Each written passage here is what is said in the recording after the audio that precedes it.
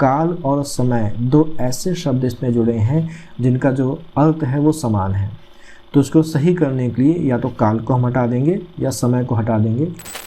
तीसरा नियम है इन्हों, उन्हों, जिन्हों, किन्हों के साथ ने विभक्ति का प्रयोग किया जाता है और किसी भी विभक्ति का प्रयोग यहाँ पर नहीं किया जा सकता है।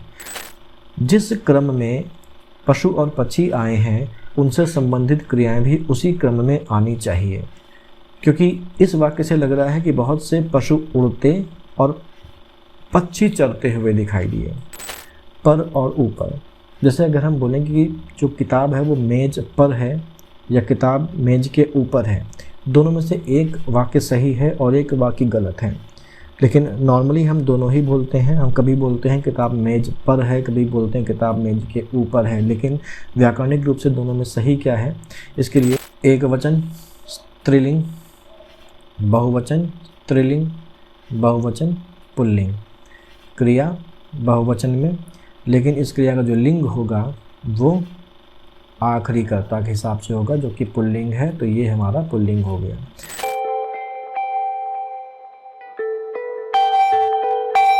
वाक्य शुद्धि की बात करेंगे। समीक्षाधिकारी के एग्जाम में, जो प्री का एग्जाम है उसमें वाक्य शुद्धि के क्वेश्चंस होते हैं और जो मेंस का एग्जाम होता है उसमें वाक्य शुद्धि के क्वेश्चंस होते हैं। इसके अलावा जो पीसीएस का मेंस एग्जाम होता है उसमें जो हिंदी का पेपर आता है उस पेपर में भी वाक्य शुद्धि से संबंधित क्वेश्चंस होते हैं। तो वाक्य शुद्धि को आगे बढ़ने के पहले हमें पता होना चाहिए कि कितने प्रकार की अशुद्धियाँ होती हैं और उसी हिसाब से हम वाक्य शुद्धि को सीखेंगे। यहाँ पर कुछ अशुद्धियों के नाम लिखे हुए हैं, इनको हम लोग एक एक करके देखेंगे। इनके अलावा एक और प्रकार की अशुद्धि होती है जो वर्तनी से संबंधित होती है, जहाँ पर वाक्य तो सही रहता है, पूरा वाक्य का जो स्ट्रक्चर है वो सही रहता है, व्याकरणिक रूप से वाक्य पूरा सही रहता है, लेकिन कोई वर्तनी उसमें ऐसी होती है जो गलत होती है और उस वर्तनी के गलत होने के कारण वो वाक्य अशुद्ध हो जाता है। खैर वो वर्तनी की बात हो गई, वर्तनी को हम लोग यहाँ पर फिलहाल नहीं कंसिडर कर रहे हैं। हम व्याकरणिक तरीके से देख रहे हैं कि कोई वाक्य किस तरीके से अशुद्ध होता है और उसका जो शुद्ध रूप होगा वो क्या होगा। पहला है हमारे पास पदक्रम संबंधी अशुद्धि। सबसे बेसिक पदक्रम संबंधी अशुद्धि का मतलब है कि हिंदी में जो भी वाक्य हमारे पास बनते हैं उन वाक्य का एक स्ट्रक्चर होता है। वाक्य के स्ट्रक्चर का मतलब है कि हमारे जो तीन मेन इंग्रेडिएंट हैं किसी भी वाक्य के, तीन जो अवयव हैं किसी भी वाक्य के, वो होते हैं कर्ता, कर्म और क्रिया। किसी भी वाक्य में इनका एक सीक्वेंस होता है। वाक्य में सबसे पहले हमारा कर्ता होता है, कर्ता के बाद कर्म होता है और कर्म के अंत में बाद में क्रिया आती है। अगर ये सीक्वेंस है तो वो वाक्य हमारा पदक्रम संबंधी अशुद्धि से मुक्त है, और अगर इस सीक्वेंस में कहीं भी कोई गड़बड़ी आ गई तो वो हमारा जो वाक्य है वो उसमें पदक्रम संबंधी अशुद्धि हो जाती है। जैसे ये हमारा एक वाक्य है, मैं जाता हूँ विद्यालय। इसमें अगर हम इन तीन अवयवों को देखें तो पहला हमारे पास मैं, ये कर्ता है, जाता हूँ ये क्रिया है और विद्यालय ये कर्म है। यहाँ पर अगर देखा जाए ठीक से तो कर्ता, कर्म और क्रिया का जो पैटर्न है वो फॉलो नहीं हो रहा है। यहाँ कर्ता और कर्म के बीच में क्रिया आ गई है, जिससे कि ये वाक्य अशुद्ध हो जाता है। इसका अगर शुद्ध रूप देखें तो इस वाक्य को हमको कर्ता, कर्म और क्रिया के सीक्वेंस में सजाना पड़ेगा, जो कि इस तरीके से होगा, मैं विद्यालय जाता हूँ।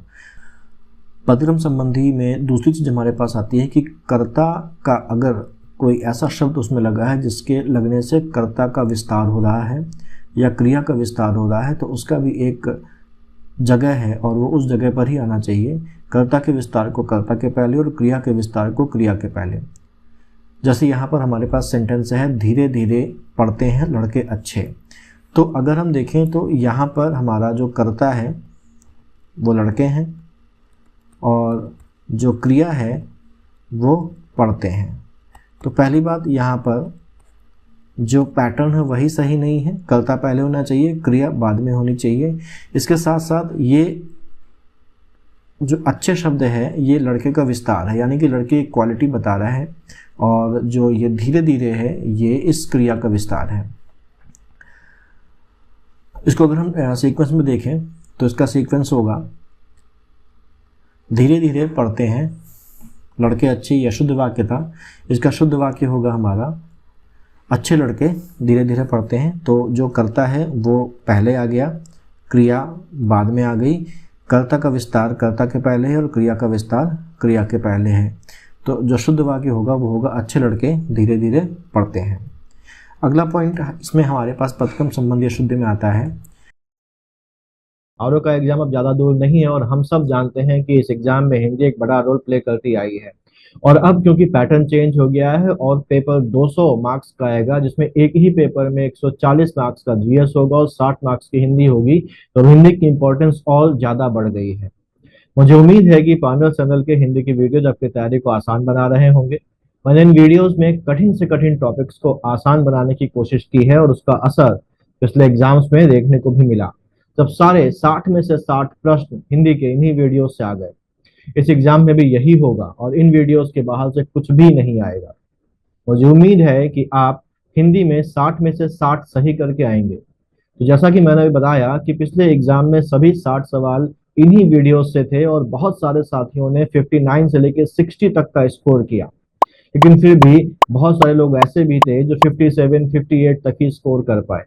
वैसे तो ये स्कोर एक्सीलेंट की कैटेगरी में आता है, लेकिन ये परफेक्ट तो नहीं है ना। तो इस बार आप परफेक्ट स्कोर करें, यानी कि हिंदी में 60 आउट ऑफ 60 लेकर आए। इसलिए इन फ्री वीडियोस के साथ नॉमिनल फीस में एक एडिशनल इनिशिएटिव शुरू कर रहा हूं। अब यहाँ पर फीस बेसिकली क्यों रखी है, उसके कई सारे कारण हैं। पहली चीज तो ये समझ लीजिए कि हिंदी के वीडियोस फ्री हैं और फ्री रहेंगे। आप इनसे भी तैयारी कर सकते हैं, लेकिन अगर आपको कुछ कटिंग एज चाहिए, जैसे कि आपको पीडीएफ नोट्स चाहिए, पीडीएफ नोट्स केवल उन्हीं पॉइंट्स के नहीं जो इन वीडियोस में शामिल हैं, बल्कि इनके अलावा और एडिशनल पर्यायवाची के शब्द, एडिशनल विलोम के शब्द और सभी टॉपिक्स के और ज्यादा एडिशनल पॉइंट्स इस इनिशिएटिव में मिलेंगे। ये जो पीडीएफ आपको मिलेंगे इन सभी 6 टॉपिक्स के, ये बिल्कुल एररलेस हैं, इनमें कोई भी एरर नहीं है। तो इसके बाद आपको कहीं भी और भटकने की जरूरत नहीं होगी। अब क्योंकि केवल पढ़ना ही जरूरी नहीं होता है, पढ़ने के साथ साथ अच्छी स्टैंडर्ड एग्जाम के लेवल के क्वेश्चंस की प्रैक्टिस भी जरूरी होती है। तो इसके लिए हिंदी के सभी 6 टॉपिक्स के अलग अलग सेगमेंटल टेस्ट होंगे और इसके अलावा फुल लेंथ टेस्ट भी होंगे जो बिल्कुल एग्जाम के पैटर्न के होंगे। लगभग 6 फुल लेंथ टेस्ट मैं यहाँ पर लूंगा और साथ साथ सेगमेंटल टेस्ट भी होंगे। तो काफी सारे क्वेश्चंस की प्रैक्टिस जो एग्जाम के लिए बहुत इंपॉर्टेंट है वो आपके यहाँ से कवर हो जाएंगे। और ये सब मेरी खुद की पर्सनल गाइडेंस में होगा, मैं खुद यहाँ पर आपके साथ इन्वॉल्व रहूंगा। तो वीडियोस तो फ्री हैं ही, उनका बेनिफिट आप ले रहे हैं और इस कटिंग एज का बेनिफिट भी आप उठाइए। और अगर आप चाहते हैं कि आप भी हिंदी में 60 आउट ऑफ 60 लेकर आए तो इसे जरूर ज्वाइन करिए। ज्वाइन करने के लिए इस व्हाट्सएप नंबर पर आप आरओ हिंदी 60/60 लिखकर व्हाट्सएप कर दीजिए। मैं और आप मिलकर मेहनत करेंगे और इस एग्जाम को हर हालत में क्लियर करेंगे। कि अगर कोई प्रश्नवाचक वाक्य है तो उसमें कोई प्रश्नवाचक शब्द होगा, क्या, कैसे, कहाँ, क्यों, वगैरह वगैरह। तो अगर कोई प्रश्नवाचक वाक्य है तो जो प्रश्नवाचक शब्द होगा उसकी स्थिति कहाँ पर होगी। तो प्रश्नवाचक शब्द हमेशा उस संज्ञा या उस सर्वनाम के ठीक पहले लगाया जाएगा जिस संज्ञा या सर्वनाम के बारे में सवाल पूछा जा रहा है, जिस संज्ञा या सर्वनाम के बारे में प्रश्न पूछा जा रहा है। ये एक प्रश्नवाचक वाक्य है। राम घर आ गया क्या। यहाँ पर अगर हम इस क्या को हटा दें, इतना रखें केवल, तो ये वाक्य शुद्ध है। लेकिन प्रश्नवाचक वाक्य होने की वजह से ये गलत हो गया। और गलत क्यों हो गया? क्योंकि ये जो प्रश्नवाचक शब्द है, ये प्रश्नवाचक शब्द संबंधित संज्ञा के ठीक पहले आना चाहिए और क्योंकि ये ठीक पहले नहीं आ रहा है इसलिए वाक्य हमारा अशुद्ध हो जाता है। इसका शुद्ध रूप होगा क्या राम घर आ गया। पदक्रम संबंधी अशुद्धि के कुछ और एग्जाम्पल्स हमारे पास हैं। जैसे अक्सर एग्जाम में पूछा जाता है ये कि यहाँ ताज़ा गाय का दूध मिलता है। यहाँ पर पदक्रम संबंधी अशुद्धि है। जो ताज़ा शब्द है वो दूध का विस्तार है, क्योंकि गाय ताज़ा नहीं होती है, ताज़ा होगा दूध। इसका जो शुद्ध वाक्य हो जाएगा वो हो जाएगा यहाँ गाय का ताज़ा दूध मिलता है। ऐसे ही मेरे घर के पास एक मिठाई की दुकान है। एक मिठाई की दुकान नहीं है, मिठाई की एक दुकान होगी। तो शुद्ध वाक्य होगा मेरे घर के पास मिठाई की एक दुकान है। वैसे ही कई रेलवे के कर्मचारी उपस्थित हैं।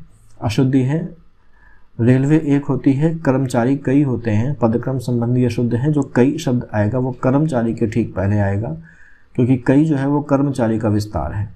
शुद्ध शब्द होगा रेलवे के कई कर्मचारी उपस्थित हैं।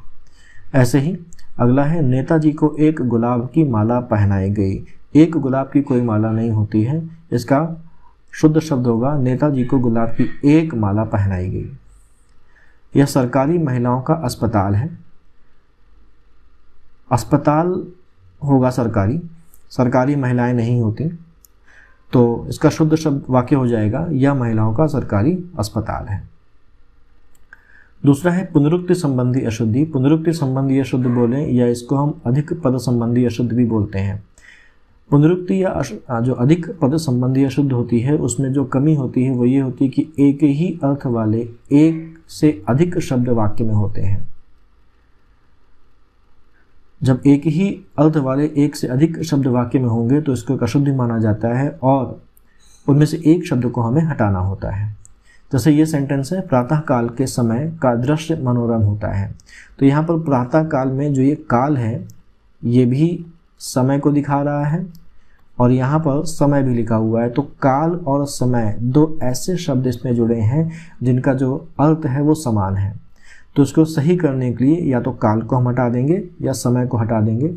तो इसका जो शुद्ध सेंटेंस होगा वो होगा प्रातः काल का दृश्य मनोरम होता है। ये अधिक पद अशुद्धि थी, यहाँ पर हमारी पुनरुक्ति संबंधी अशुद्धि थी। एक ही अर्थ बताने वाले दो शब्द इस वाक्य में थे जिनमें से एक को हमें हटाना पड़ा। इसी तरीके का दूसरा हमारा जो वाक्य है वह है उसे केवल संकेत मात्र ही पर्याप्त था। इस वाक्य में केवल और मात्र दो ऐसे शब्द हैं जिनका समान अर्थ होता है। तो यहाँ पर भी हम इनमें से एक हटा देंगे। या तो ये सेंटेंस बनेगा उसे केवल संकेत ही पर्याप्त था या उसे संकेत मात्र ही पर्याप्त था।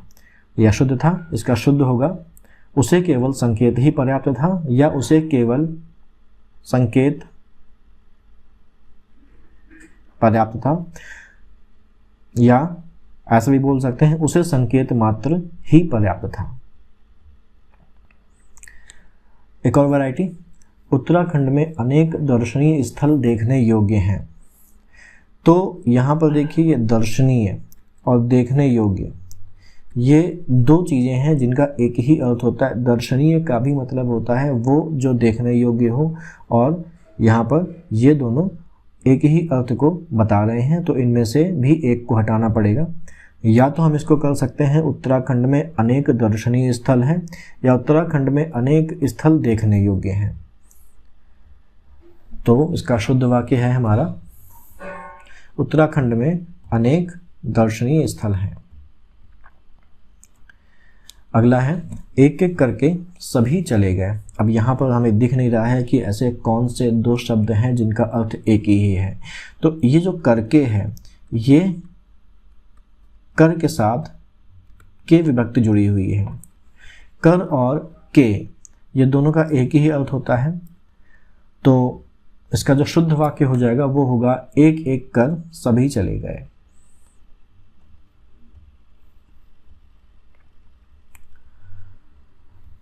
एक और जो अक्सर एग्जाम में पूछा जाता है और ये बहुत ज़्यादा एग्जाम में आता है कि वह अपने वेतन का अधिकांश भाग खर्च कर देता है। यहाँ पर अगर हम अधिकांश को देखें तो अधिकांश दो चीज़ों से मिलकर बना है, अधिक और धन अंश। अधिक धन अंश गुण संधि से जुड़ते हैं तो अधिकांश आ जाता है।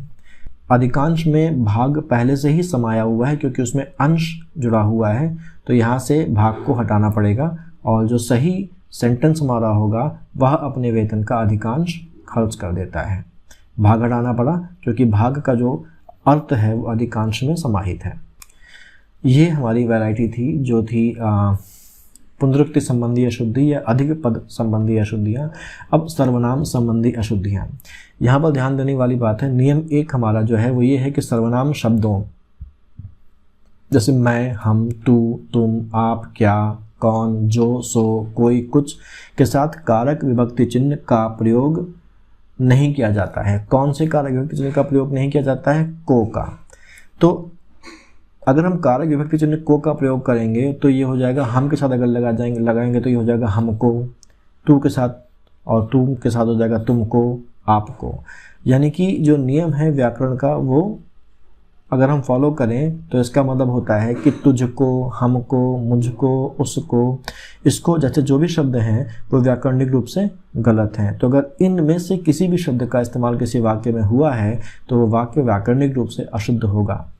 और उसे हमें शुद्ध करने के लिए इस को विभक्ति को हटाना पड़ेगा। जैसे कुछ एग्जाम्पल्स हैं, मुझको आज यह काम करना है, तो मुझ के साथ को विभक्ति लगी है और इस विभक्ति के लगने के कारण ये वाक्य जो है वो व्याकरणिक रूप से अशुद्ध हो गया है। इसको शुद्ध करने के लिए को विभक्ति को हटाना पड़ेगा और मुझको को बदलना पड़ेगा मुझे, तो ये हो जाएगा मुझे आज यह काम करना है, ये शुद्ध वाक्य हमारा हो जाएगा। इसी तरीके से उसको प्रयागराज जाना है, सेम नियम, को विभक्ति लगी होने के कारण ये अशुद्ध हो गया, इसका शुद्ध रूप होगा उसे प्रयागराज जाना है। अगला है हमको घूमने जाना है, यहाँ पर भी वही को विभक्ति लगी हुई है। ठीक करने के लिए इसका शुद्ध वाक्य होगा को विभक्ति को हटा देंगे और हमको कन्वर्ट कर देंगे हमें, तो हो जाएगा हमें घूमने जाना है। इसको वहाँ रख दो, को विभक्ति के लगने के कारण सर्वनाम संबंधी अशुद्ध यहाँ पर आ गई और वाक्य गलत हो गया। शुद्ध रूप होगा इसे वहाँ रख दो। सर्वनाम संबंधी अशुद्ध का जो अगला नियम है वो है कि इन, उन, जिन और किन जैसे सर्वनामों के साथ ने विभक्ति का प्रयोग नहीं किया जाता है। और कोई भी व्यक्ति लग सकती है, जैसे इन के साथ अगर ने विभक्ति लगाएंगे तो इनने, उनने, जिनने और किनने ये शब्द हमारे पास बनेंगे और इस नियम के कारण ये शब्द हमारे गलत हो जाएंगे व्याकरणिक रूप से। अगर हम से विभक्ति लगाएं तो इनसे, इनको, उनसे, उनको वगैरह ये शब्द बन सकते हैं और अगर ये शब्द हैं तो व्याकरणिक रूप से सही हैं, लेकिन अगर ने विभक्ति लगी है इन शब्दों के साथ तो वो व्याकरणिक रूप से गलत है। फॉर एग्जाम्पल हमारा है इनने मुझे मारा है, व्याकरणिक रूप से गलत है। सही रूप होगा इसने मुझे मारा है। उनने किताब पढ़ ली है, सही रूप होगा उसने किताब पढ़ ली है।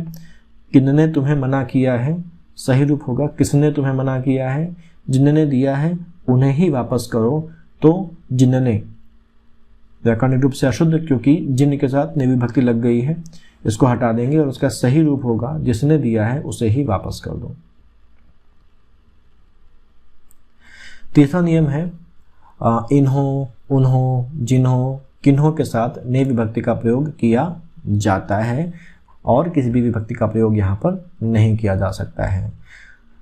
अभी हम लोगों ने देखा कि इन, उन, जिन, किन के साथ ने विभक्ति का प्रयोग नहीं होगा, लेकिन अगर यहाँ पर शब्द है इन्हों, उन्हों, जिन्हों, किन्हों के साथ ने विभक्ति का प्रयोग किया जा सकता है। तो अगर हम यहाँ पर ने विभक्ति का प्रयोग करेंगे तो ये बन जाएगा इन्होंने, उन्होंने, जिन्होंने और किन्होंने।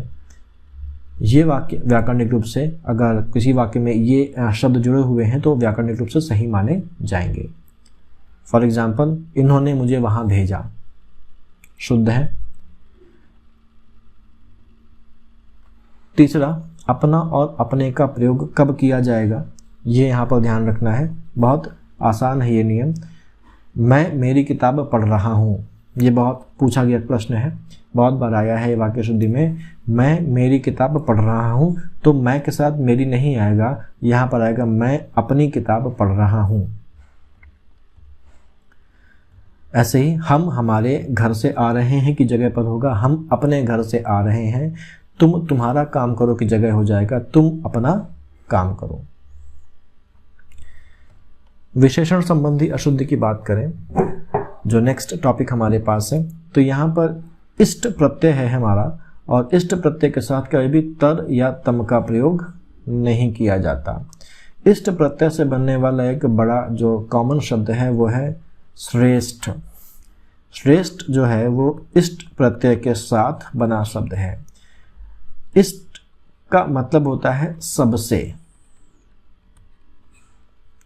तो श्रेष्ठ का में हो गया सबसे बेहतर, और तर और तम का भी होता है सबसे। तो यहाँ पर श्रेष्ठ के साथ अगर हम तम या तर प्रत्यय लगा देंगे तो वो व्याकरणिक रूप से गलत हो जाएगा। श्रेष्ठतम और श्रेष्ठतर जो शब्द बनेंगे वो व्याकरणिक रूप से गलत होंगे। ये बहुत कॉमन शब्द हैं, इनका लगभग सभी लोग इस्तेमाल करते हैं। कॉमन भाषा में हम लोग लिखते भी हैं, हम लोग बोलते भी हैं, अखबारों में भी लिख के आता है, कहीं कहीं किताबों में भी लिखा होता है, लेकिन व्याकरणिक रूप से श्रेष्ठतम और श्रेष्ठतर जैसे कोई शब्द नहीं होते हैं। तो अगर इन शब्द का इस्तेमाल हुआ है किसी भी वाक्य में तो वो वाक्य गलत है। जैसे वाक्य हमारा मुंशी प्रेमचंद साहित्यकारों में श्रेष्ठतम है, ये शब्द गलत है और इसको हम ठीक करेंगे तो ये हो जाएगा, इसका शुद्ध रूप हो जाएगा मुंशी प्रेमचंद साहित्यकारों में श्रेष्ठ हैं। जो श्रेष्ठ है वो ऑटोमेटिकली सबसे श्रेष्ठ माना जाता है, तो इसमें श्रेष्ठतम या श्रेष्ठतर लगाने का कोई भी औचित्य नहीं है। इसी तरीके से वह कक्षा में सबसे अधिकतम अंक लाया, तो मैंने भी बताया कि जो तम है, तम का मतलब होता है सबसे। तो यहाँ पर एक तरीके से विशेषण संबंधी अशुद्धि भी है और एक तरीके से अधिक पदत्व शुद्धि भी है, पुनरुक्ति अशुद्धि भी है, क्योंकि सबसे का इस्तेमाल यहाँ पर भी हो रहा है और तम जो शब्द यहाँ पर लगा है प्रत्यय के रूप में, उसका भी जो अर्थ होता है वो सबसे होता है। तो यहाँ पर एक ही अर्थ वाले दो शब्दों का इस्तेमाल हो रहा है। ठीक करने के लिए क्या करेंगे, हम इसमें से एक शब्द हटा देंगे, तो इसका जो शुद्ध वाक्य बनेगा वो बनेगा, या तो हम इसको इस तरीके से लिख सकते हैं कि वह कक्षा में सबसे अधिक अंक लाया, या इसका एक रूप और हो सकता है कि हम सबसे को हटा दें और अधिकतम को रखें और जो शुद्ध वाक्य होगा वो होगा वह कक्षा में सबसे अधिक अंक लाया के अलावा वह कक्षा में अधिकतम अंक लाया। तो ये दोनों ही वाक्य शुद्ध हैं। वह कक्षा में सबसे अधिकतम अंक लाया अलग गलत है, क्योंकि यहाँ पर अधिक पदत्व के साथ साथ विशेषण संबंधी अशुद्धि भी है। सही होगा वह कक्षा में सबसे अधिक अंक लाया या वह कक्षा में अधिकतम अंक लाया। क्रिया संबंधी अशुद्धि। क्रिया संबंधी अशुद्धि चार तरीके की होती है। पहली होती अनावश्यक क्रिया, दूसरी होती है आवश्यक क्रिया संबंधी अशुद्धि, तीसरी होती अनुपयुक्त क्रिया संबंधी अशुद्धि और चौथी होती है अनियमित क्रिया संबंधी अशुद्धि। एक एक करके देखें इनको। पहला है अनावश्यक क्रिया संबंधी अशुद्धि। ये एक शब्द लिखा, एक सेंटेंस लिखा हुआ है, यह ग्रंथ विद्यता पूर्ण लिखा गया है। अब इसमें क्या गलती है, इसमें अनावश्यक क्रिया का इस्तेमाल होता है। इसमें अनावश्यक क्रिया का इस्तेमाल हो गया है। यहाँ पर विद्यता पूर्ण अपने आप में एक पूर्ण ग्रंथ की बात कर रहा है, और जब ग्रंथ पूर्ण है तो इसका मतलब है कि वो पहले ही लिखा जा चुका है, तो यहाँ पर लिखा शब्द का इस्तेमाल नहीं किया जाएगा। इसको इस तरीके से बोल सकते हैं कि यह ग्रंथ विद्यतापूर्ण है। इसका शुद्ध रूप हो जाएगा यह ग्रंथ विद्यतापूर्ण है, क्योंकि इसमें लिखा जो है वो एक अनावश्यक क्रिया है जिसका इस्तेमाल किया गया है। अनावश्यक क्रिया का एक और उदाहरण है, यहाँ अशोभनीय वातावरण उपस्थित है। यहाँ पर जो अनावश्यक क्रिया है वो है उपस्थित। वातावरण तो सर्वत्र व्याप्त है, ये कहीं भी खास तौर से उपस्थित नहीं होता है, तो हर जगह है। तो यहाँ पर उपस्थित शब्द का इस्तेमाल नहीं होगा, ये एक अनावश्यक क्रिया है, इसको हटा दिया जाएगा शुद्धिकरण में, और जो सही वाक्य होगा, जो शुद्ध वाक्य होगा वो होगा यहाँ अशोभनीय वातावरण है। अनावश्यक क्रिया का एक और एग्जाम्पल, यह काम आप पर निर्भर करता है। जो कर्ता शब्द है, इस कर्ता शब्द का अर्थ इस निर्भर शब्द में पहले से ही इनक्लूडेड है। ठीक है, तो यहाँ पर कर्ता क्रिया जो है उसको इस्तेमाल करने की कोई ज़रूरत नहीं है। वाक्य शुद्ध करने के लिए कर्ता को हटा देंगे और केवल निर्भर रखेंगे। इसका शुद्ध रूप हो जाएगा यह काम आप पर निर्भर है। कर्ता का इस्तेमाल यहाँ पर नहीं होगा, क्योंकि वो पहले से ही उसका अर्थ निर्भर में समाहित है। अगला एग्जाम्पल है, मैं स्पष्टीकरण करने के लिए तैयार हूँ। स्पष्टीकरण में जो करण है ये पहले से ही करने से संबंधित है। तो करण और करने, ये करने जो है यहाँ पर ये अनावश्यक क्रिया है, साथ ही साथ अधिक पदत्व अशुद्धि भी आ रही है, क्योंकि करण और करने दोनों का ही जो अर्थ है वो समान होता है। तो यहाँ पर इस करने को हटा दिया जाएगा। सही वाक्य होगा मैं स्पष्टीकरण के लिए तैयार हूँ। ये शुद्ध वाक्य है। नेक्स्ट हमारा है, थोड़ी देर बाद वे वापस लौट आए। वापस आना और लौट आना दोनों का जो अर्थ है वो एक ही है। क्रिया संबंधी अशुद्धि भी है, अनावश्यक रूप से एक एडिशनल क्रिया यहाँ पर लगा दी गई है। तो या तो हम इसमें वापस शब्द को मेंटेन करके रखें, रिटेन करके रखें, या हम लौट शब्द को रिटेन करके रखें। दोनों ही शब्द एक साथ नहीं आएंगे। इसका शुद्ध रूप हो जाएगा थोड़ी देर बाद वे लौट आए। आवश्यक क्रिया, आवश्यक क्रिया, यहाँ पर किसी क्रिया की आवश्यकता होती है और वो क्रिया यहाँ पर इस्तेमाल नहीं की गई होती है, यानी कि क्रिया की कमी होती है, उस क्रिया को यहाँ पर हमें इंक्लूड करना होगा। जैसे हमारा वाक्य, उसने खाना और पानी पिया, तो खाना और पानी पिया अशुद्ध है, यहाँ पर खाने के साथ क्रिया भी लगेगी। शुद्ध वाक्य होगा उसने खाना खाया और पानी पिया। दूसरा है उसने मेरा गाना और घर देखा, यहाँ पर भी क्रिया की कमी है। गाना और घर, घर तो देख सकते हैं लेकिन गाना नहीं देख सकते। गाना क्या करते हैं, गाना सुनते हैं, तो क्रिया को इंक्लूड कर देंगे। सही वाक्य हो जाएगा उसने मेरा गाना सुना और घर देखा। अगला एग्जाम्पल है, वहाँ बहुत से पशु और पक्षी उड़ते और चरते हुए दिखाई दिए। इस वाक्य में एक चीज़ है, यहाँ पर हमारे पास क्रियाएं तो दोनों उपस्थित हैं, लेकिन क्रियाओं का जो क्रम है वो गलत है। वहाँ बहुत से पशु और पक्षी उड़ते और चरते हुए दिखाई दिए। जिस क्रम में पशु और पक्षी आए हैं उनसे संबंधित क्रियाएं भी उसी क्रम में आनी चाहिए, क्योंकि इस वाक्य से लग रहा है कि बहुत से पशु उड़ते और पक्षी चरते हुए दिखाई दिए इस क्रम के हिसाब से। तो ठीक करने के लिए हमें क्या करना पड़ेगा, हमें इन क्रियाओं को सही क्रम में लगाना पड़ेगा। पशु चरते हैं और पक्षी उड़ते हैं, तो सही क्रम को लगाने के बाद जो शुद्ध वाक्य हो जाएगा वो हो जाएगा, वहाँ बहुत से पशु चरते और पक्षी उड़ते हुए दिखाई दिए। अनुपयुक्त क्रिया, अनुपयुक्त क्रिया का मतलब होता है कि वाक्य में कोई ऐसी क्रिया लगा दी गई है जो उस वाक्य के हिसाब से सही नहीं है, उचित नहीं है, गलत क्रिया का इस्तेमाल हो गया। जैसे ये हमारे पास जो एग्जाम्पल था वो भी यहाँ पर काम कर सकता है। पशु उड़ते और पक्षी चरते हुए दिखाई दिए, तो पशु के साथ चरते लगना चाहिए, पक्षी के साथ उड़ते लगने चाहिए और उसी क्रम में आना चाहिए। क्योंकि क्रम गड़बड़ है इसलिए क्रिया अनुपयुक्त हो गई। पशु के साथ उड़ते क्रिया का संबंध हो गया और पक्षी के साथ चरते क्रिया का संबंध हो गया, तो ये अनुपयुक्त क्रिया का भी एग्जाम्पल है। अनुपयुक्त क्रिया का अगला एग्जाम्पल है कि वकीलों ने कागजों का निरीक्षण किया। कागजों का निरीक्षण नहीं किया जाता है, कागजों की जांच की जाती है। तो यहाँ पर निरीक्षण जो है वो एक अनुपयुक्त क्रिया है, गलत क्रिया का इस्तेमाल हुआ है। सही क्रिया लगाने के बाद जो शुद्ध वाक्य बनेगा वो होगा वकीलों ने कागजों की जांच की। अनुपयुक्त क्रिया का एक और एग्जाम्पल है, हम बहुत कॉमन तरीके से इस तरीके से बात करते हैं, हम बोलते भी हैं कि हमारे शिक्षक प्रश्न पूछते हैं और हमें बिल्कुल गलत नहीं लगता कि हम गलत बोल रहे हैं। हम चालू भाषा में बात करते हैं जिसमें हम व्याकरणिक रूप से गलत शब्द तरीके से भी बात करते हैं तो हमें वो समझ में नहीं आता। लेकिन ये जो वाक्य है हमारे शिक्षक प्रश्न पूछते हैं, ये व्याकरणिक रूप से सही नहीं है। यहाँ पर पूछते जो क्रिया है वो नहीं लगेगी, बल्कि इसकी जगह पर क्रिया लगेगी हमारे शिक्षक प्रश्न करते हैं। तो पूछते क्रिया हटा दी जाएगी और उसकी जगह जो सही क्रिया यहाँ पर व्याकरणिक रूप से लगेगी वो लगेगी करते हैं। तो हमारे शिक्षक प्रश्न पूछते हैं गलत है, हमारे शिक्षक प्रश्न करते हैं ये सही वाक्य होगा। अनुपयुक्त क्रिया का एक और एग्जाम्पल, खबर सुनकर मैं विस्मय हो गया। विस्मय, पहली बात तो कोई क्रिया नहीं है, यहाँ पर क्रिया लगनी चाहिए।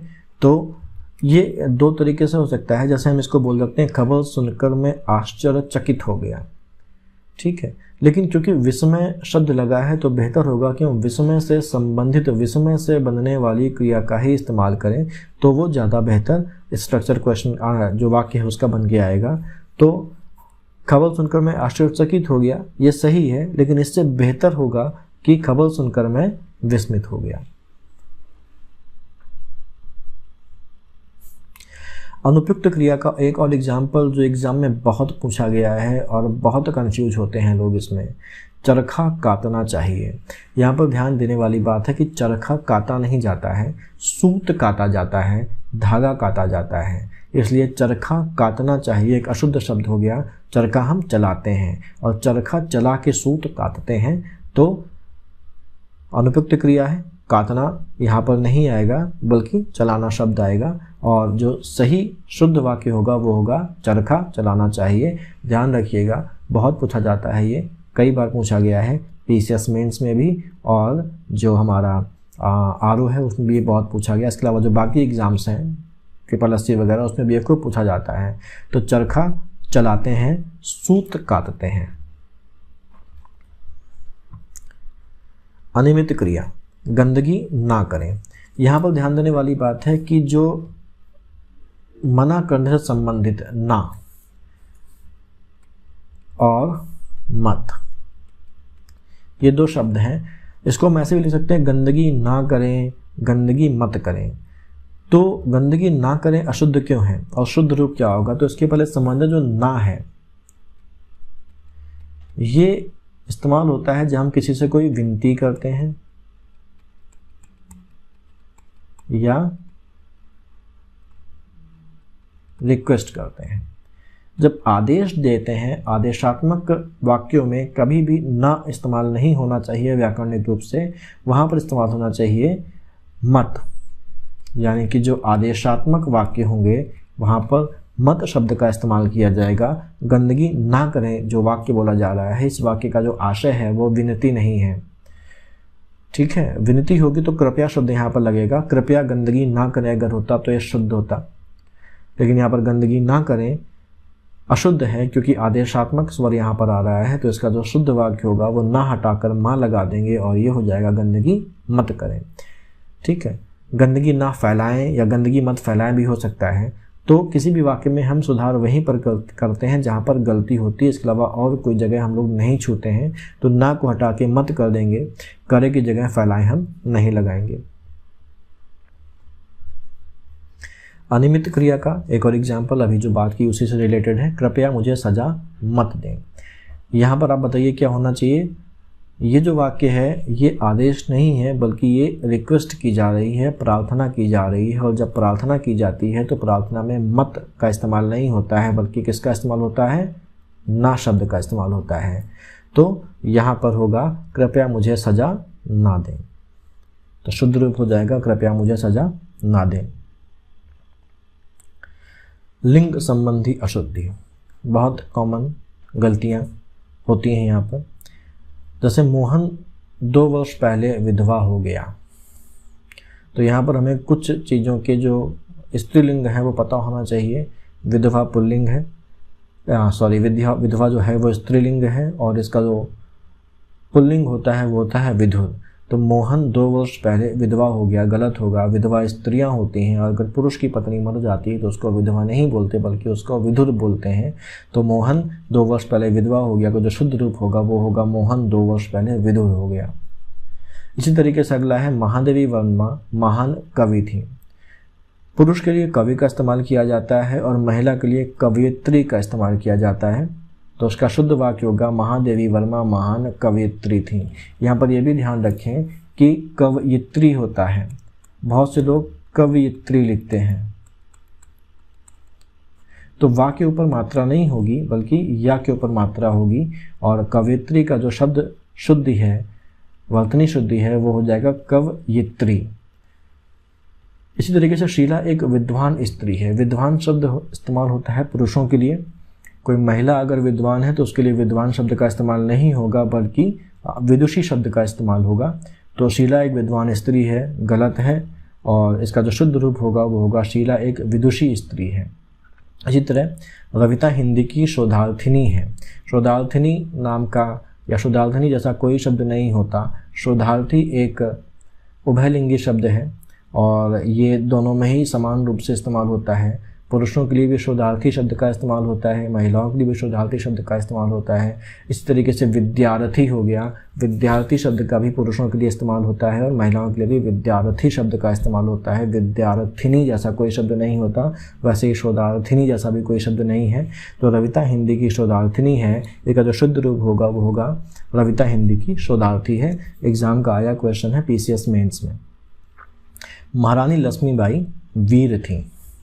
वीर पुरुष होते हैं, कोई महिला अगर वीर है तो उसको वीरांगना बोलते हैं। वीरांगना शब्द जो बना है वो वीर प्लस अंगना से बना है और अंगना का मतलब होता है स्त्री। तो महारानी लक्ष्मीबाई वीर थी, गलत है, इसकी जगह इस्तेमाल होगा महारानी लक्ष्मीबाई वीरांगना थी। अगला है बेटी पराए घर का धन होता है। तो शुद्ध रूप होगा बेटी पराए घर का धन होती है। इसी तरीके से एक और वाक्य है, विद्या श्रेष्ठ धन होता है, तो वो भी इसी तरीके से हो जाएगा। ये हमारी लिंग संबंधी अशुद्धियाँ थी। अब अगला हमारे पास जो 7वां है वो है कारक संबंधी अशुद्धि। कारक संबंधी अशुद्धि में हम पहले देखेंगे पर का प्रयोग कहाँ होता है, ऊपर का प्रयोग कहाँ पर होता है और में का प्रयोग कहाँ पर होता है। पर और ऊपर, जैसे अगर हम बोलेंगे कि जो किताब है वो मेज पर है या किताब मेज के ऊपर है, दोनों में से एक वाक्य सही है और एक वाक्य गलत है, लेकिन नॉर्मली हम दोनों ही बोलते हैं। हम कभी बोलते हैं किताब मेज पर है, कभी बोलते हैं किताब मेज के ऊपर है, लेकिन व्याकरणिक रूप से दोनों में सही क्या है, इसके लिए ध्यान दें कि जहाँ दो वस्तुएं एक दूसरे से संबंधित होती हैं या स्पर्श करती हैं, वहाँ पर ऊपर का इस्तेमाल नहीं होता, पर का इस्तेमाल होता है। इसके अलावा जो सामान्य ऊंचाई होती है उसके लिए भी पर का इस्तेमाल होता है। जैसे स्पर्श कर रही हैं, अगर हम किताब मेज़ पर रखें तो किताब और मेज जो है वो एक दूसरे को स्पर्श कर रही हैं, तो यहाँ पर का इस्तेमाल होगा। किताब मेज पर रखी हुई है तो मेज से संबंधित, उसका एक संबंध स्थापित हो गया है मेज से। तो और मेज की ऊंचाई सामान्य है, विशिष्ट ऊंचाई नहीं है, विशेष ऊंचाई नहीं है, तो तीनों ही कंडीशंस यहाँ पर हैं और यहाँ पर का इस्तेमाल होगा। जैसे ऊपर का प्रयोग ठीक उल्टा होता है, जहाँ दो वस्तुएं एक दूसरे से संबंधित होती हैं या स्पर्श कर रही होती हैं या जहाँ पर सामान्य ऊंचाई की बात हो रही होती है वहाँ पर शब्द का इस्तेमाल होता है। लेकिन ऐसी चीज़ें जो एक दूसरे से संबंधित नहीं हैं या स्पर्श नहीं करती हैं या विशिष्ट ऊंचाई की बात हो रही है, विशेष ऊंचाई की बात हो रही है, तो वहाँ पर का इस्तेमाल नहीं होगा, ऊपर का इस्तेमाल होगा।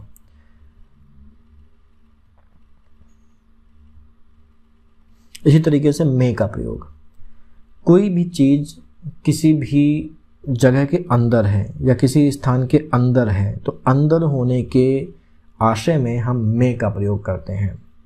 जैसे भी हम लोगों ने बात करी कि किताब कोई मेज़ पर रखी हुई है तो हम इसको कैसे भी बोल देते हैं, हम कभी बोल देते हैं किताब मेज़ पर रखी है, कभी बोल देते हैं किताब मेज़ के ऊपर रखी है और अक्सर बोल देते हैं किताब मेज़ में रखी है। तो इनमें से जो सही है वो है किताब मेज के ऊपर रखी है, गलत है। किताब मेज में रखी है, वो भी गलत है। सही होगा किताब मेज पर रखी है, क्योंकि दोनों में स्पर्श हो रहा है, साथ ही साथ सामान्य ऊंचाई की बात भी हो रही है। दूसरा है चिड़िया पेड़ में बैठी है, तो चिड़िया पेड़ के अंदर नहीं बैठी है, इसलिए में का इस्तेमाल नहीं होगा। चिड़िया और पेड़ एक दूसरे को स्पर्श कर रहे हैं, इसलिए चिड़िया पेड़ के ऊपर बैठी है, ये भी सही नहीं होगा क्योंकि स्पर्श कर रहे हैं और पेड़ सामान्य ऊंचाई का होता है, इसलिए यहाँ पर होगा चिड़िया पेड़ पर बैठी है। चिड़िया पेड़ पर उड़ रही है, अब चिड़िया पेड़ पर उड़ रही है तो पेड़ पर बैठे बैठे चिड़िया थोड़ी ना उड़ पाएगी, चिड़िया पेड़ के ऊपर उड़ेगी, पेड़ से और चिड़िया के बीच में गैप होगा। उड़ते समय चिड़िया पेड़ को स्पर्श नहीं कर रही है, चिड़िया और पेड़ के बीच में गैप है और जब गैप होगा तो पर का इस्तेमाल नहीं होगा, यहाँ पर शुद्ध वाक्य हो जाएगा चिड़िया पेड़ के ऊपर उड़ रही है। मंदिर पहाड़ पर है, पहाड़ की ऊंचाई विशेष होती है, अधिक होती है और अगर विशेष ऊंचाई से संबंधित कोई बात है तो उसमें ऊपर का प्रयोग होता है। तो मंदिर पहाड़ पर नहीं है बल्कि मंदिर पहाड़ के ऊपर है, ये शुद्ध वाक्य होगा। मैं घर पर हूँ, कॉमनली बोलते हैं हम लोग, कहाँ पर हूँ, घर पर हूँ, तो मैं घर पर हूँ गलत है, हम घर के अंदर होते हैं और क्योंकि हम घर के अंदर हैं इसलिए जो सही वाक्य होगा, शुद्ध वाक्य होगा, वो होगा मैं घर में हूँ। पिताजी घर पर हैं, गलत है, पिताजी घर में हैं। अगला एग्जाम्पल है, उसने मुक्त हस्त से धन लुटाया। मुक्त हस्त में जो से का आशय है वो पहले से ही इंक्लूडेड होता है, समाहित है, तो मुक्त हस्त जहाँ पर भी इस्तेमाल होगा या मुक्त कंठ एक शब्द होता है, वो जहाँ पर भी इस्तेमाल होगा वहाँ पर कोई भी विभक्ति नहीं इस्तेमाल होगी, से, में, को, कुछ भी इस्तेमाल नहीं होगा और सीधे जो शुद्ध वाक्य हो जाएगा वो हो जाएगा उसने मुक्त हस्त धन लुटाया, से का इस्तेमाल नहीं होगा। ना तो मुक्त हस्त में इस्तेमाल होगा, और अगर यहाँ पर मुक्त कंठ ना शब्द इस्तेमाल होता तो भी से नहीं लगता। उसने मुक्त कंठ से गाया, गलत है, मुक्त कंठ गाया सही होगा।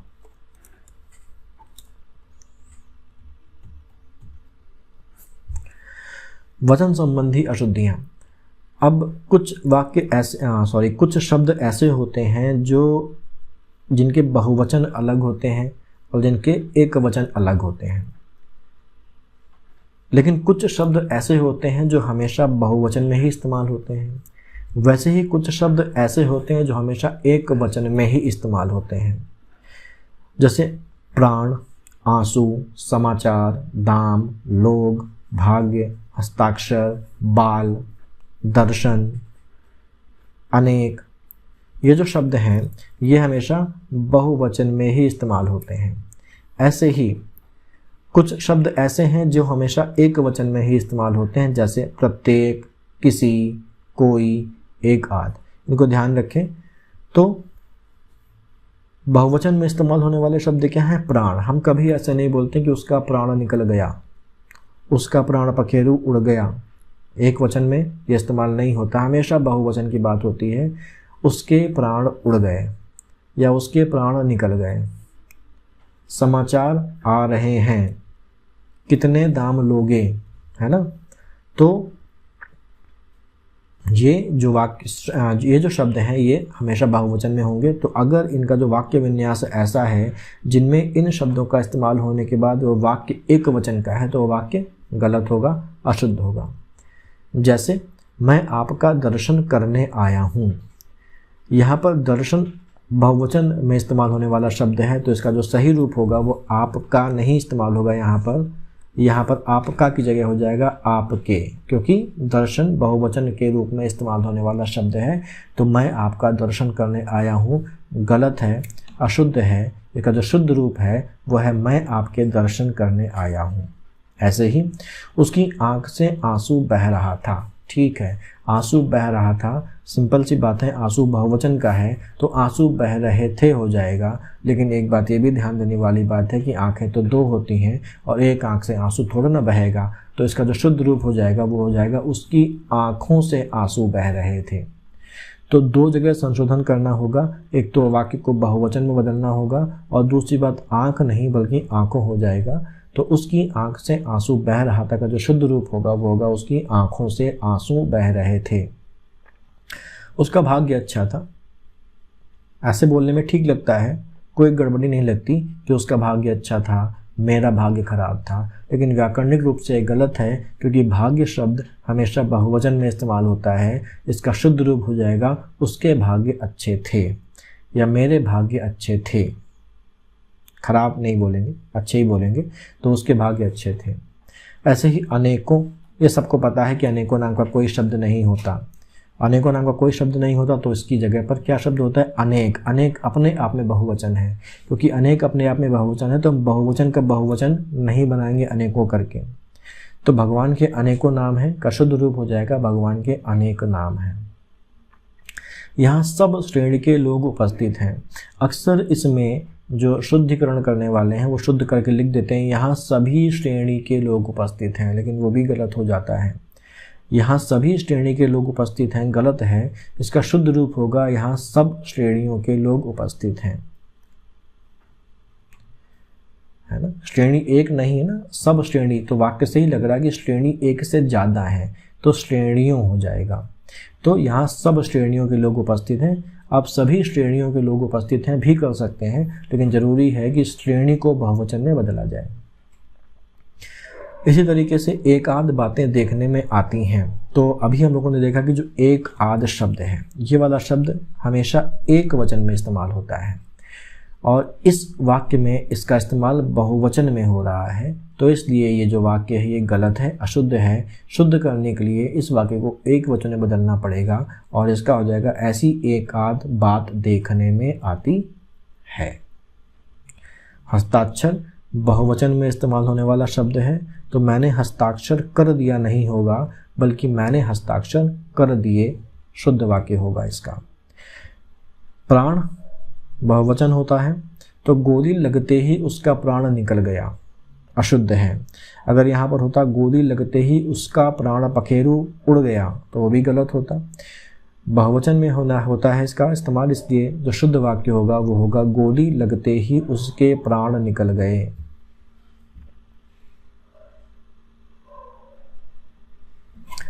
अगला है हमारा संज्ञा संबंधी अशुद्धि। तो संज्ञा संबंधी अशुद्धि दो प्रकार की होती है। पहली होती है अनावश्यक संज्ञा संबंधी अशुद्धि, दूसरी होती है अनुपयुक्त संज्ञा संबंधी अशुद्धि।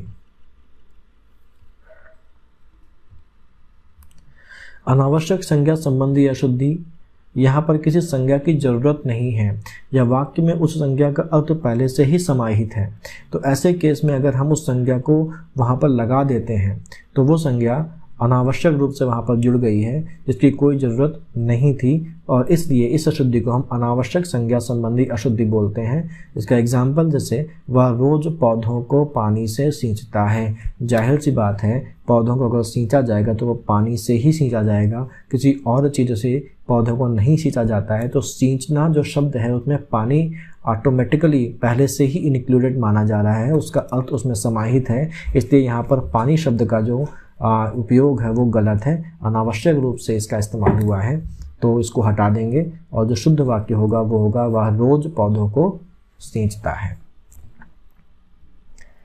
ऐसे ही गांधी जी की मृत्यु से हमें बड़ा खेद हुआ, ये अनुपयुक्त संज्ञा। अनुपयुक्त संज्ञा का मतलब हुआ कि वहाँ पर एक गलत शब्द का इस्तेमाल हो गया, अनुपयुक्त शब्द का इस्तेमाल हो गया, सही शब्द का इस्तेमाल नहीं हुआ। गांधी जी की मृत्यु से हमें बड़ा खेद हुआ, तो यहाँ पर किसी की मृत्यु से हमें खेद नहीं होता है, किसी की मृत्यु से हमें दुख होता है।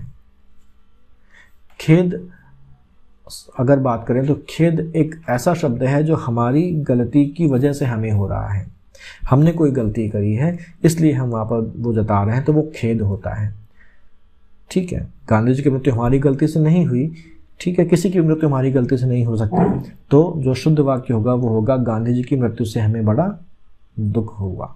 खेद शब्द यहाँ पर अनुपयुक्त इस्तेमाल हुआ है, उसकी जगह पर दुख शब्द इस्तेमाल होगा। ऐसे ही मंदिर में भक्तों का तारतम्य लगा रहा। तारतम्य का मतलब होता है अंडरस्टैंडिंग, ठीक है, एक सामंजस्य। तो भक्तों का तारतम्य या सामंजस्य नहीं होता है, मंदिर में भक्त आते जाते रहते हैं, तो मंदिर में भक्तों का तांता लगा रहा। तारतम्य यहाँ पर इस्तेमाल नहीं होगा, उसकी जगह पर तांता या भीड़ लगी रही, इस तरीके के शब्द इस्तेमाल होंगे। अव्यय, ग्रामर जो व्याकरण है उसमें को डिटेल में नहीं जाना है, तो अव्यय क्या होता है, अन्वय क्या होता है, निपात क्या होता है, इन सब चीज़ों के चक्कर में नहीं पड़ना है, केवल समझते हुए आगे बढ़ना है, क्योंकि हमें इस तरीके की चीज़ें नहीं पूछी जाएंगी। केवल पूछा जाएगा कि वाक्य अशुद्ध है या शुद्ध है, तो हमको बस इतना ध्यान रखना है। अब यहाँ पर अव्यय संबंधी अशुद्धियों में कुछ चीज़ें ध्यान रखनी है, जैसे केवल और मात्र का एक साथ प्रयोग नहीं होता है। क्यों नहीं होता है? क्योंकि यहाँ पर अधिक पदत्व जो है अशुद्धि वो आ जाएगी। केवल और मात्र दोनों का एक ही अर्थ होता है, इसलिए ये एक साथ प्रयोग नहीं होते हैं। ऐसे ही प्रायः और कभी कभी, प्रायः का मतलब होता है अक्सर, जो होता रहता है, और कभी कभी जो कभी कभी होता है, तो यहाँ पर इन दोनों का भी प्रयोग साथ साथ नहीं होगा। इसका साथ साथ इसलिए नहीं होगा क्योंकि ये दोनों एक दूसरे के अपोजिट हैं, तो प्रायः और कभी कभी अपोजिट हैं, एक दूसरे के विपरीत हैं, इसलिए इनका प्रयोग एक साथ नहीं होगा। ऐसे ही शायद और जरूर, ये दोनों भी एक दूसरे के अपोजिट हैं, तो एक ही वाक्य में ये दोनों भी एक साथ कभी भी नहीं आएंगे। अगर आए हैं तो वो हमारा जो वाक्य है वो अशुद्ध होगा। ऐसे ही अभी, तभी, जभी, कभी, किसी के साथ भी का प्रयोग नहीं होता है, क्योंकि अभी, तभी, जभी, कभी और किसी जैसे जो भी शब्द हैं उनमें भी का अर्थ समाहित है। अब जो है वो बना है अब धन ही से, तो इसमें भी का अर्थ समाहित हो गया। तभी, तब, धन ही, किसी, किस धन ही, तो इन शब्दों के साथ अगर भी का प्रयोग किया जा रहा है, जैसे अभी भी, तभी भी, कभी भी, तो वो वाक्य अशुद्ध होगा। चाहे और बिल्कुल के साथ भी का प्रयोग नहीं किया जाता है। बिल्कुल भी नहीं जाएंगे। तो अगर बिल्कुल के साथ भी का इस्तेमाल हो गया है तो वह वाक्य अशुद्ध माना जाएगा। अवश्य के साथ ही का प्रयोग नहीं होगा। हमें वहाँ पर अवश्य ही जाना है, मुझे ये अवश्य ही लेना है। अवश्य के साथ जब भी ही का प्रयोग होगा तो वाक्य अशुद्ध होगा। केवल के साथ यही का प्रयोग नहीं होगा। हम केवल यही खाएंगे, है ना, तो हम केवल यही खाएंगे, केवल और यही साथ साथ आ गए तो वाक्य अशुद्ध हो गया। कुछ एग्जाम्पल्स हैं, जैसे केवल आपके दर्शन मात्र से मन प्रसन्न हो गया। केवल और मात्र दोनों एक साथ नहीं आएंगे क्योंकि समान अर्थ वाले शब्द हैं। एक हटेगा तो या तो केवल को हटा दें या तो मात्र को हटा दें, तो हम केवल को हटा देते हैं और वाक्य बन जाएगा आपके दर्शन मात्र से मन प्रसन्न हो गया। नेक्स्ट है कि प्रायः ऐसे अवसर आते हैं जब लोगों को कभी कभी अपना मत बदलना पड़ता है। अभी देख के आए हैं कि प्रायः और कभी कभी एक साथ इस्तेमाल एक वाक्य में नहीं होंगे, तो इनमें से भी किसी एक को हटा दें। तो प्रायः ऐसे अवसर आते हैं जब लोगों को अपना मत बदलना पड़ता है, ये शुद्ध हो गया। तब शायद यह काम जरूर हो जाए। या तो शायद होगा या जरूर होगा, या तो शंका कर लो या तो कंफर्म कर लो।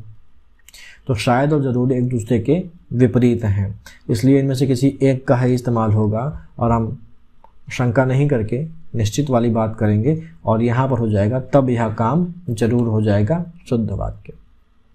वह किसी भी काम का नहीं है, तो अभी देखा जभी भी, कभी भी, तभी भी और किसी भी गलत है, इनके साथ भी का इस्तेमाल नहीं होगा, तो ये शब्द यहाँ पर गलत आ गया है। इसके इस्तेमाल की वजह से ये वाक्य अशुद्ध हो गया और शुद्ध वाक्य हो गया कि वह किसी काम का नहीं है। वह किसी भी काम का नहीं है अशुद्ध है और वह किसी काम का नहीं है शुद्ध होगा। ऐसे ही चाहे और बिल्कुल के साथ भी का प्रयोग नहीं होता है। तो चाहे कुछ भी हो जाए मैं पीछे नहीं हटूंगा, तो चाहे के साथ भी का प्रयोग नहीं होगा। इसका शुद्ध वाक्य होगा भी को हटाने के बाद चाहे कुछ हो जाए मैं पीछे नहीं हटूंगा।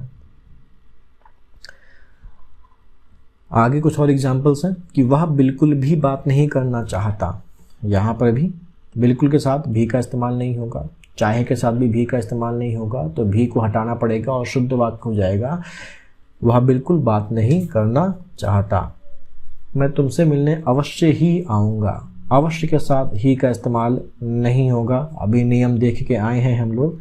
शुद्ध वाक्य होगा ही को हटाने के बाद कि मैं तुमसे मिलने अवश्य आऊँगा। इन दोनों में केवल यही अंतर है, केवल के साथ यही का इस्तेमाल नहीं होगा, या तो केवल हटा दें या तो यही हटा दें तो शुद्ध वाक्य होगा। इन दोनों में यही अंतर है। फिर शब्द केवल संकेत मात्र है, तो अब इसको बताने की जरूरत नहीं है। इसका शुद्ध रूप हो जाएगा शब्द केवल संकेत है या शब्द संकेत मात्र है। अन्वय संबंधी अशुद्धि बहुत इंपॉर्टेंट है। अन्वय का मतलब होता है मेल, तारतम्य।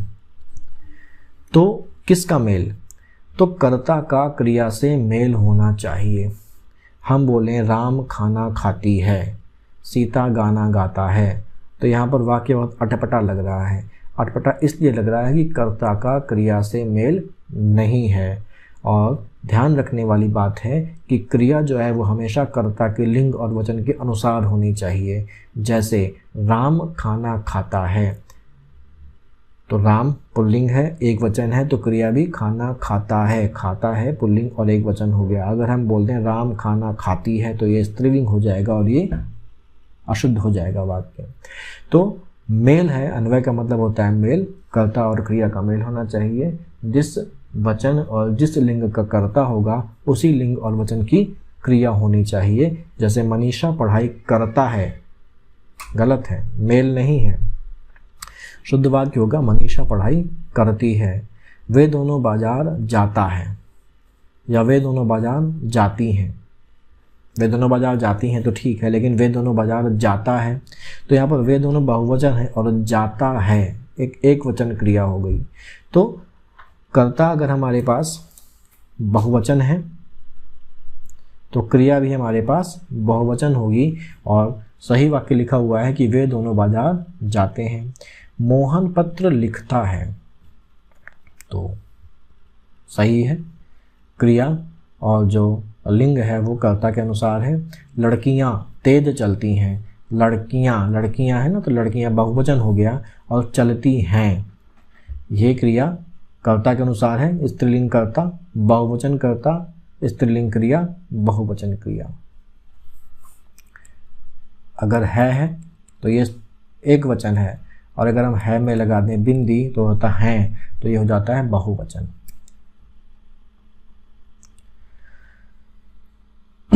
अनुवचन संबंधी अशुद्धि में अगला नियम है हमारे पास, इसको ध्यान से देखना है कि यदि वाक्य में एक ही लिंग, वचन और पुरुष के अनेक कर्ता हों, यानी कि कर्ता एक से ज़्यादा हैं, लेकिन उन सभी कर्ता का लिंग एक ही, यानी कि वो जितने भी कर्ता हैं वो सब या तो पुरुष हैं या स्त्री हैं, यानी कि या तो पुल्लिंग है या स्त्रीलिंग है।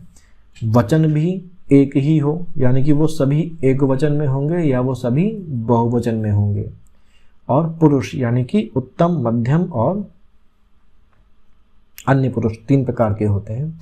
तो अगर एक ही लिंग भी उनका समान है, वचन भी समान है, और उनका जो पुरुष है वो भी समान है, और कर्ता एक से ज़्यादा है, तो और अंतिम कर्ता के पहले और शब्द आया है, तो क्रिया उसी लिंग के बहुवचन में होगी। यानी क्रिया भी क्या होगी, अगर जो है वो ये एक वचन में है तो उससे मतलब नहीं है, बहुवचन में होगी, लेकिन लिंग वही रहेगा। जैसे राम और मोहन स्कूल जाते हैं, तो जाहिर सी बात है राम और मोहन 2 लोग हैं, तो बहुवचन वाली बात हो गई, तो जो क्रिया होगी वो बहुवचन हो जाएगी, लेकिन क्रिया का जो लिंग होगा वो कर्ता के अनुसार होगा। यानी कि कर्ता का जो लिंग है वो पुल्लिंग है, तो क्रिया भी पुल्लिंग हो जाएगी। हरि, सत्यम और अनूप दौड़ते हैं, 3 कर्ता हैं, तीनों का जो लिंग है वो समान है, तीनों का जो वचन है वो समान है, और तीनों का जो पुरुष है वो भी समान है। ठीक है, हरि, सत्यम और अनूप दौड़ते हैं, तो क्रिया उसी लिंग में होगी, तो क्रिया पुल्लिंग है, लेकिन बहुवचन में होनी चाहिए, तो क्रिया बहुवचन है, दौड़ते हैं। तो हरि, सत्यम और अनूप दौड़ते हैं। सीता, गीता, नीला और रीता गीत गाती हैं, तो यहाँ पर 4 कर्ता हैं, सीता, गीता, नीला और रीता। सभी कर्ताओं का जो लिंग है वो समान है, स्त्रीलिंग है। सभी कर्ताओं का जो वचन है वो समान है, ये भी एक वचन, ये बाकी 3 भी एक वचन है, और पुरुष भी एक समान है। ठीक है, तो यहाँ पर जो क्रिया होगी वो बहुवचन में होगी और कर्ता के लिंग के अनुसार होगी, यानी कि स्त्रीलिंग होगी। तो सीता, गीता, नीला और रीता गीत गाती हैं। अगला नियम है, अब यहाँ पर तो देखा कि हमारे पास एक से अधिक कर्ता थे, लेकिन सबका लिंग समान था और वचन समान था। अब यहाँ पर बात करते हैं कि अगर अलग अलग लिंग के कर्ता हो, यानी कि एक कर्ता जो है वो पुल्लिंग है और दूसरा कर्ता हमारा स्त्रीलिंग है, तो क्या होगा। तो अलग अलग लिंग के कर्ता हो और दोनों द्वंद्व समास के अनुसार प्रयोग हुए हों, जैसे बीच में उनमें डैश लगा के जोड़ देते हैं तो यह द्वंद्व समास आ जाता है, और एक दूसरे के विपरीत होते हैं दोनों शब्द, जैसे नर, नारी, स्त्री, पुरुष। तो ये अलग अलग लिंग के हैं और द्वंद्व समास के साथ हैं। जैसे माता, पिता, तो यहाँ पर क्रिया कैसी हो जाएगी, यहाँ पर क्रिया पुल्लिंग होगी और बहुवचन में होगी। जैसे माता, पिता आए, पुल्लिंग है और बहुवचन में है। सीता, राम वन गए, द्वंद्व समास की तरह जुड़े हुए हैं, वन गए, क्रिया पुल्लिंग है और बहुवचन में है। नर, नारी गए, क्रिया पुल्लिंग है और बहुवचन में है। स्त्री, पुरुष एक दूसरे के पूरक हैं, फिर द्वंद्व समास की तरह जुड़े हुए हैं, स्त्रीलिंग और पुल्लिंग, तो क्रिया बहुवचन है और पुल्लिंग है। अगला नियम है कि यदि वाक्य में दो अलग अलग लिंग के एक वचन कर्ता हो और उनके बीच में और शब्द आता है, यानी कि यहाँ पर फिर से लिंग अलग अलग हो गया, एक स्त्रीलिंग हो गया और एक पुल्लिंग हो गया। अलग अलग लिंग वाला ये द्वंद्व समास वाला देखा, उसमें क्रिया बहुवचन थी और पुल्लिंग थी। यहाँ पर अलग अलग लिंग के एक वचन कर्ता है, वचन एक वचन है, लिंग अलग अलग है और उन कर्ताओं के बीच में और शब्द का इस्तेमाल हुआ है, तो यहाँ पर भी क्रिया पुल्लिंग और बहुवचन में होगी। जैसे राम और सीता वन जाते हैं, बाघ और बकरी एक घाट पर पानी पीते हैं। ये अक्सर लिखा मिल जाएगा, बाघ और बकरी एक घाट पर पानी पीती हैं। तो बकरी आखिरी में लिखा हुआ है तो अक्सर कंफ्यूज हो जाते हैं कि हाँ बकरी आखिरी में लिखा हुआ है तो क्रिया बकरी के अनुसार होगी, लेकिन ऐसा नहीं है, व्याकरणिक रूप से वो गलत होगा। बाघ और बकरी एक घाट पर पानी पीती हैं नहीं होगा, बल्कि शुद्ध वाक्य होगा बाघ और बकरी एक घाट पर पानी पीते हैं, क्योंकि नियम के अनुसार अगर अलग अलग लिंग के एक वचन करता है और उनके बीच में और का इस्तेमाल हुआ है तो जो क्रिया होगी वो पुल्लिंग में और बहुवचन होगी। विराट और अनुष्का मैच देखते हैं, दो अलग अलग लिंग, एक वचन करता, बीच में और का इस्तेमाल हुआ है, क्रिया पुल्लिंग और बहुवचन। अब दोनों लिंग और वचनों के, तो अभी तक लिंग अलग अलग था, अब वचन भी अलग अलग हो गया। इस वाक्य में वचन भी, एक वचन भी होंगे और बहुवचन भी होंगे अनेक कर्ताओं के। तो उस क्रिया में उस वाक्य में जो क्रिया होगी वो बहुवचन में होगी, क्योंकि एक से ज़्यादा लोग हैं, अनेक कर्ता हैं, तो क्रिया ऑब्वियसली बहुवचन में होगी। लेकिन लिंग क्या होगा? लिंग अंतिम कर्ता के अनुसार होगा। जैसे एक बकरी, दो गाय और कई बैल मैदान में चरते हैं। एक वचन स्त्रीलिंग, बहुवचन स्त्रीलिंग, बहुवचन पुल्लिंग। क्रिया बहुवचन में, लेकिन इस क्रिया का जो लिंग होगा वो आखिरी कर्ता के हिसाब से होगा, जो कि पुल्लिंग है, तो ये हमारा पुल्लिंग हो गया। अगर ये होता ऐसा, एक बकरी, दो बैल और कई गायें मैदान में चरती हैं, तो बहुवचन में है, चरती हैं, बिंदी लगी हुई है के ऊपर। लेकिन जो अंतिम कर्ता है वो अब स्त्रीलिंग हो गया, इसलिए जो क्रिया है वो भी क्या हो गई? स्त्रीलिंग हो गई। तो अगर आखिरी में बैल है, एक बकरी, दो गाय और कई बैल मैदान में चरते हैं, तो क्रिया होगी पुल्लिंग और अंतिम कर्ता के अनुसार।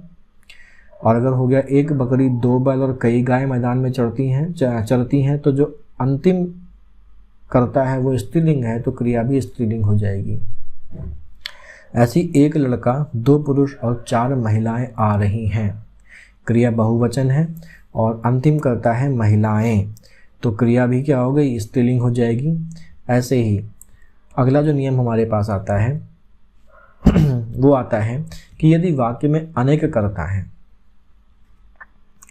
और उनके बीच में व या शब्द का इस्तेमाल हुआ है, तो यहाँ पर अनेक कर्ताओं के होने के बावजूद भी जो क्रिया हो जाएगी वो अंतिम कर्ता के वचन के अनुसार होगी। यानी कि अंतिम कर्ता अगर एक वचन में है तो क्रिया भी एक वचन में होगी, अंतिम कर्ता बहुवचन में है तो क्रिया भी बहुवचन में होगी।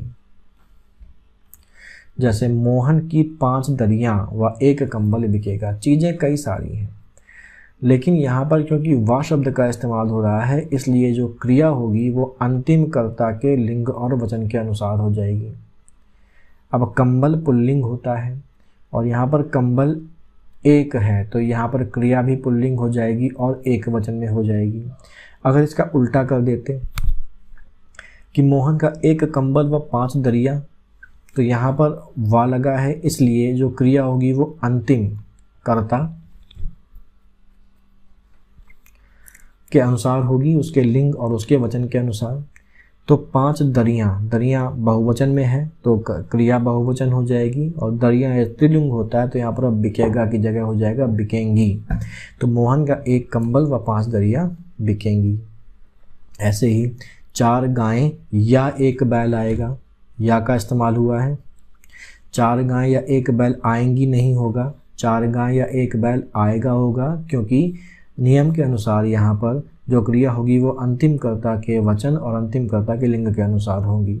अगर इसका उल्टा कर दें कि एक बैल या 4 गाय आएंगी, तो यहाँ पर अंतिम जो कर्ता है वो बदल गया, अंतिम कर्ता हो गई गाय यानी कि स्त्रीलिंग, और ये हो गया बहुवचन, तो क्रिया भी हो जाएगी स्त्रीलिंग और बहुवचन, एक बैल या 4 गाय आएंगी। अब उत्तम पुरुष, मध्यम पुरुष और अन्य पुरुष एक ही वाक्य में आए, जैसे मैं, तुम और वो, यहाँ पर मैं, तुम और वो। तो मैं हमारा उत्तम पुरुष है, जहाँ पर जो बोलने वाला है वो अपनी बात कर रहा है। बोलने वाला अपनी बात कर रहा है तो उसको उत्तम पुरुष बोलेंगे और उसके लिए इस्तेमाल होता है मैं, मेरा, मुझको। मध्यम पुरुष होता है जिससे बात की जा रही है, सामने वाला आदमी जिससे हम मुखातिब हैं, यानी कि श्रोता, सुनने वाला, उसको हम बोलेंगे आप, तुम, तुमको या तू। तो मैं, मेरा और मुझको ये उत्तम पुरुष होते हैं। आप, तुम, तुमको, तुझको, तू ये मध्यम पुरुष होते हैं। और जो तीसरा आदमी है जिसका रेफरेंस अगर कहीं पर दिया जाता है तो वो अन्य पुरुष होता है।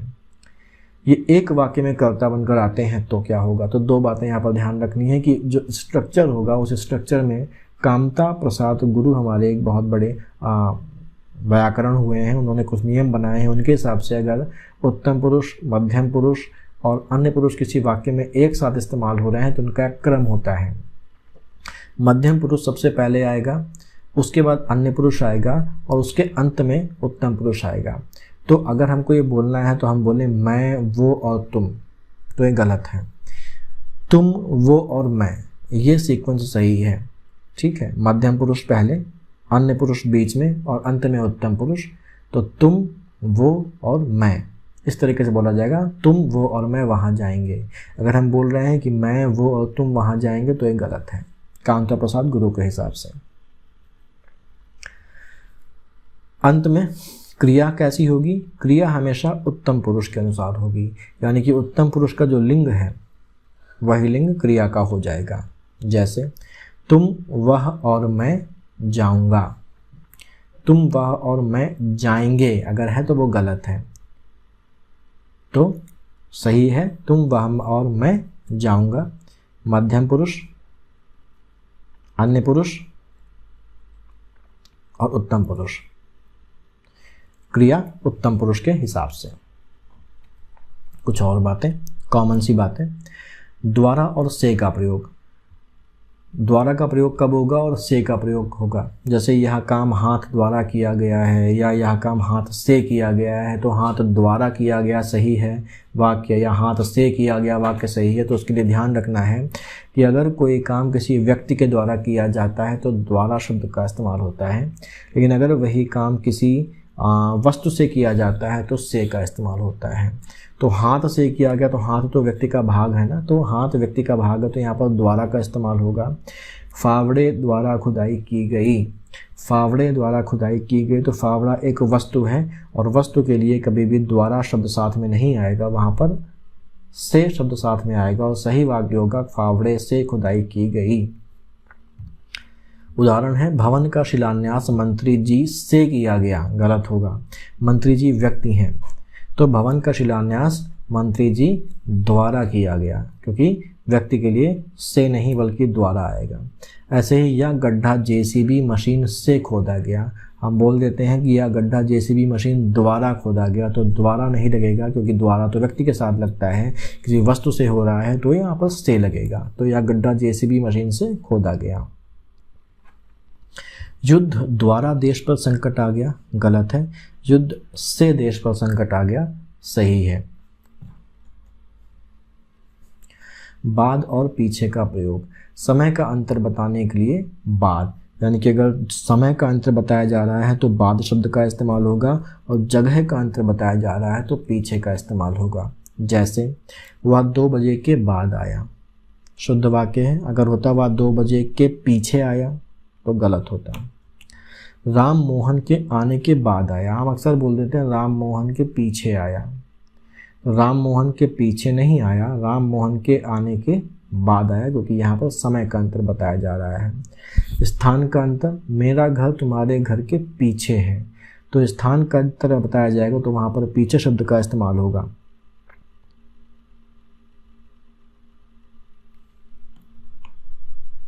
उसकी गाड़ी पीछे रह गई, समय से पीछे नहीं रह गई, स्थान में पीछे रह गई। मेरी गाड़ी आगे जा रही थी, उसकी गाड़ी पीछे रह गई। तो स्थान का अंतर जहाँ पर, वहाँ पर पीछे शब्द का इस्तेमाल करेंगे। समय का अंतर जहाँ पर, वहाँ पर बाद शब्द का इस्तेमाल करेंगे। प्रदान और अर्पित का प्रयोग, दोनों ही का मतलब होता है देना। लेकिन जब कोई बड़ा किसी छोटे को या कोई आदरणीय व्यक्ति किसी अपने दूसरे व्यक्ति को देता है तो वहाँ पर प्रदान शब्द का इस्तेमाल किया जाता है, और जब छोटे बड़े को कोई चीज़ देते हैं तो वहाँ पर अर्पित करते हैं, तो अर्पित का प्रयोग किया जाता है। तो बड़ों द्वारा छोटों को दिए जाने वाले पुरस्कार, भेंट या दान के लिए प्रदान, और छोटों द्वारा बड़ों को कुछ भेंट करने पर, कोई चीज़ देने पर अर्पित का प्रयोग किया जाता है। जैसे विद्यार्थियों ने शिक्षक को अभिनंदन पत्र अर्पित किया। एग्ज़ाम में आता है विद्यार्थियों ने शिक्षक को अभिनंदन पत्र प्रदान किया, गलत है, सही होगा अर्पित, क्योंकि विद्यार्थी छोटे हैं और छोटे द्वारा बड़ों को अर्पित किया जाता है। ऐसे ही राष्ट्रपति ने पद्म पुरस्कार प्रदान किए। राष्ट्रपति सर्वोच्च पद है, बाकी सब उसके बाद आते हैं, इसलिए राष्ट्रपति अगर किसी को दे रहा है तो वो अर्पित नहीं कर रहा है बल्कि प्रदान कर रहे हैं। तो राष्ट्रपति ने पद्म पुरस्कार प्रदान किए। सौभाग्यवती शब्द का प्रयोग, कन्या के विवाह के बाद सौभाग्यवती शब्द का प्रयोग होता है, तो अविवाहित कन्या के लिए कभी भी सौभाग्यवती शब्द का प्रयोग नहीं होगा, उसके लिए सौभाग्यकांक्षी या आयुष्मती का प्रयोग होता है। तो हमारी सौभाग्यवती कन्या का विवाह होने जा रहा है। अक्सर आप शादी के कार्डों में लिखा हुआ देखते हैं कि सौभाग्यवती डैश डैश डैश, तो अगर ऐसा लिखा है तो वो गलत है, क्योंकि सौभाग्यवती शादी के बाद, उसके पहले नहीं। सही होगा हमारी सौभाग्यकांक्षी या आयुष्मती कन्या का विवाह होने जा रहा है। एक चीज़ और यहाँ पर कुछ शब्द होते हैं, जैसे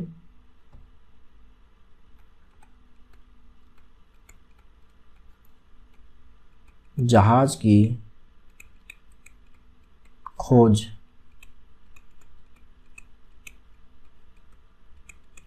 किसने की।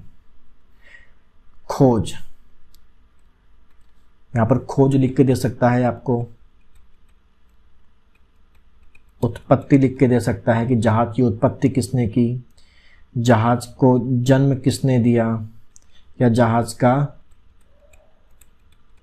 आविष्कार किसने किया। इनमें से एक सही होगा। तो खोज का मतलब होता है कोई भी ऐसी चीज़ जो पहले से मौजूद थी और उसको हमने ढूंढ निकाला।